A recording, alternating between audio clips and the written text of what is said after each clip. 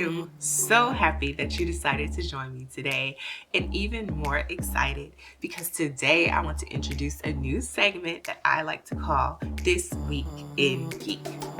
Basically, this is just going to be stuff that happened within the geek world that I found interesting and thought you may want to know. Or if it's stuff that you realize you've already known, that this could be a place where we start a dialogue and we just have a safe place to geek out together. So with that being said, let's move to the first topic. This Monday, Funimation and Crunchyroll announced that they were going to be merging their anime libraries and also combining into one app. This means if you've had a Funimation account, you now need to make sure you have a Crunchyroll account. They haven't really announced exactly when this switch has to happen, but I do know that Funimation has stopped adding 2022 titles on their platform, so I would definitely make that switch as soon as possible. I also can't say that I'm surprised that this happened because Sony bought Funimation back in the early 2000s, and Funimation recently acquired Crunchyroll within the past 2 years. So this was something that was always bound to take place. My only issue is if they get rid of that nostalgic and iconic Funimation loading screen.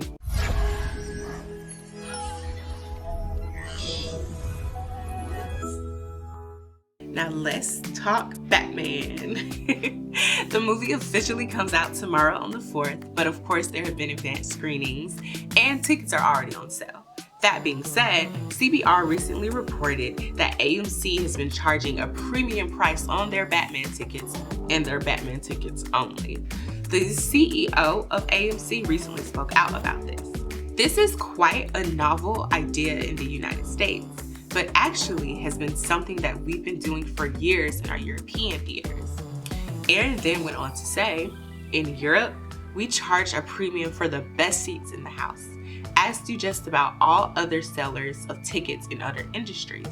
Think sports, events, concerts, and live theater, for example.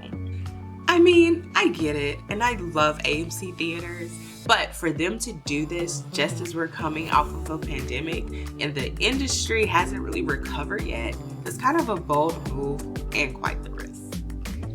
But moving along, we're going to talk about some really cool things happening in the world of Marvel. This week, the Moon Knight poster was also released, and y'all, I am so excited about this. Now, if you're not an intense Marvel fan, you're not really gonna know who Moon Knight is, and that's okay. I promise I'm not gonna judge you that much. But for those of you who want to know, this series is basically going to be about this store clerk named Steven, and he's someone who's typically pretty well-mannered, kind of a pushover at times, and then he starts going on these blackouts where he doesn't remember anything, and he discovers that he has dissociative personality disorder and that he's sharing his body with a mercenary named Mark. This, of course, causes a lot of shenanigans and trying to figure stuff out and just overall craziness.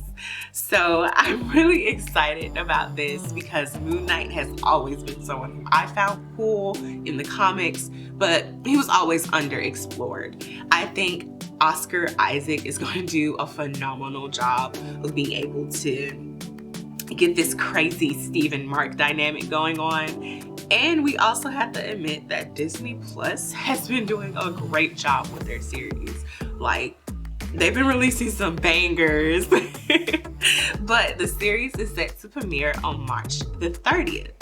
And speaking of Disney Plus, they also announced that they're going to be adding their Marvel Netflix series. So, if you've been missing your Luke Cage, your Jessica Jones, your Agents of S.H.I.E.L.D., or whatever else, then March 16th is the date for that, and your date to have an amazing time.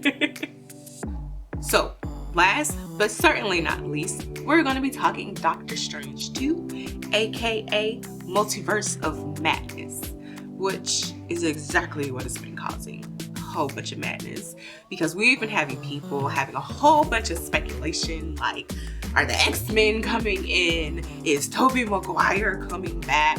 Are we gonna have a Tom Cruise variant of Iron Man? Like, a whole bunch of crazy stuff. And none of that stuff has been confirmed, except for one theory. And that is the voice of Patrick Stewart, or as we know him in the Marvel world, Professor Xavier. Now, I'm gonna be honest, when I first heard the theory about his voice being in the trailer, I didn't believe it. And apparently, Stewart kind of didn't believe it either until he said in an interview, "I actually didn't recognize my own voice. It sounded different. Whether I had a cold or something at the time, I don't know. I was astonished. And all they saw was the back of my shoulder and I think my earlobe, nothing else. That there would have been so many connections made, but it pleased me to see the reactions." Let me tell you, it pleased a lot of us to find out that, Professor X is coming back to the movies.